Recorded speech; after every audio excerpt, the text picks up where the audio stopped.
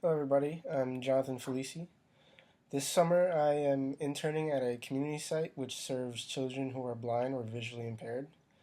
It is called Miami House for the Blind and Visually Impaired, and it was founded in 1931, originally as the Florida Association of Workers for the Blind.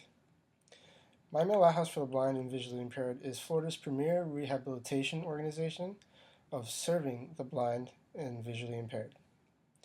Miami House now serves 15,000 people each year and reaches an additional 3,300 through community education and outreach programs. It is located in Miami at 601 Southwest 8th Avenue. I am personally interning at the summer camp held for the children ages between 3 and 14 years old. The great thing about this camp is that it is completely free of charge for all of the families. Everything is included, from the transportation, which picks them up from their homes, brings them to the lighthouse, and at the end of the day, it will take them from the lighthouse back to their homes. It also includes food. It includes breakfast snacks, lunch, and a afternoon snack if they would like. It also includes various field trips such as archery. We go swimming every week, and every Friday we have a special field trip that we go to. Another great aspect of the camp is that the siblings of the child with the blindness or the visual impairment is also allowed to attend this camp as long as they are within the same age range. I believe my biggest struggle that I have with this population is learning how to deal with the children themselves. I do not have much experience in dealing with children outside of my own family. Even though they have this disability, they are still growing children and going through situations any other child may have. So, as any other summer camp, there are different types of children you will come across. There are the ones who listen, which are great. The ones who try to test you and see how far they can push your limits and see how much stuff they can get away with.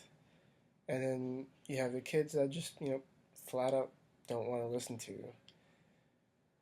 This can be very frustrating, especially when dealing with so many children at one time.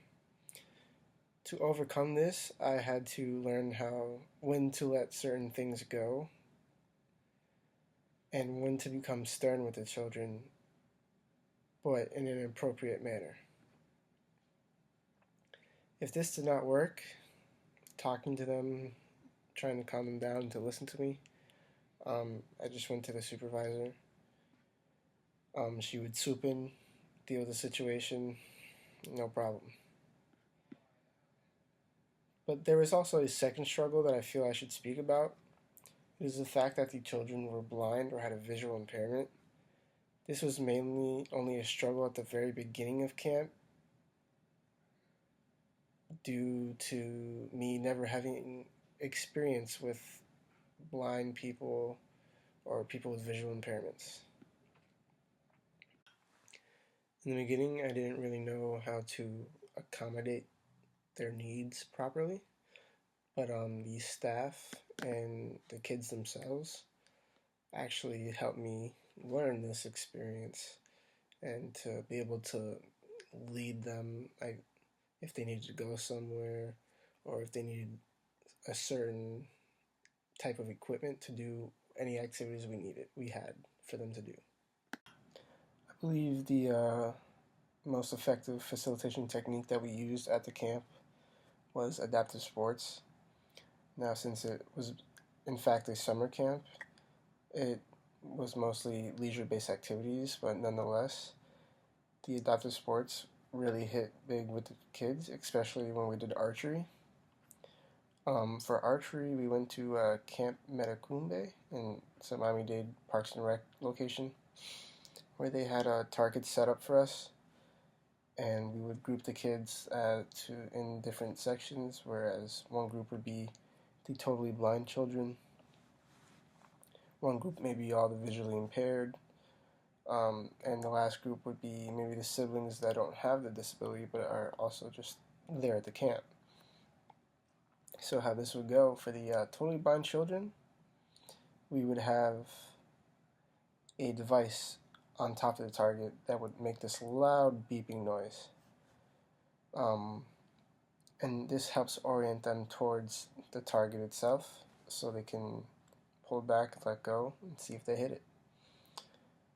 They also had instructors that would help them aim a little bit, just a little bit, if they needed it.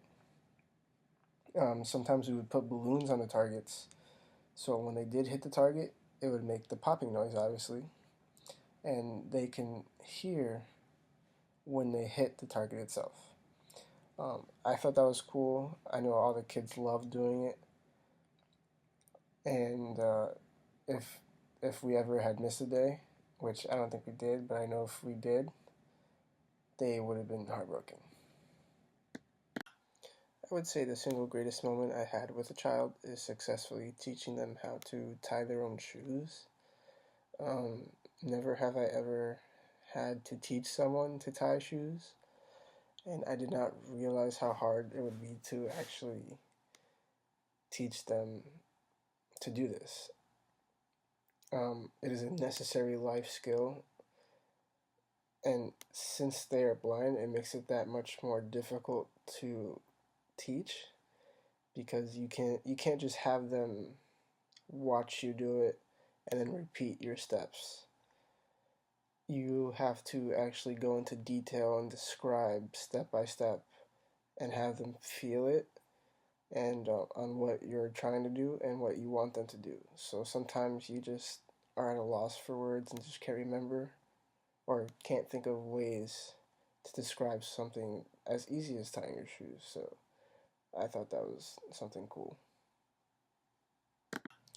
And in the process of teaching them how to tie their shoes, sometimes they get frustrated because it's taking us a while to figure out how to do it, or taking me a while to teach them to do it. Sometimes I'm getting frustrated because I feel like I'm not giving them the proper details that they need to learn.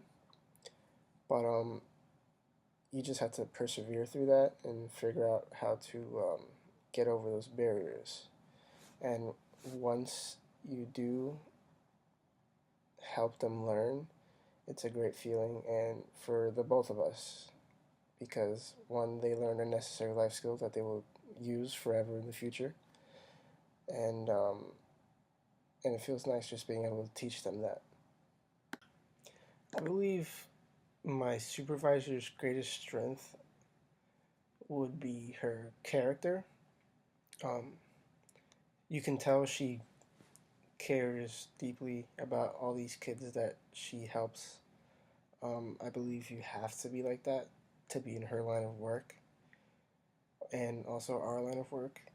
Because if you don't feel like that, you're honestly wasting everyone's time. The children are getting the proper attention that they need, the things that can help them. So the caring aspect, I believe, is very important. She works very hard to ensure that these children are getting what they need, that they're having fun. I feel my greatest strength as a future therapist is my ability to learn quickly and pick up things. Um, this will help when I'm in a new environment and have to adapt to certain situations.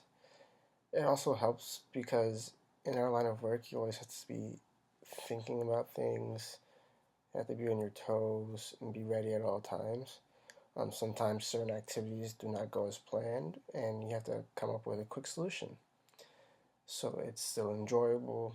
The patients still get the therapy that they need, and it helps them throughout life.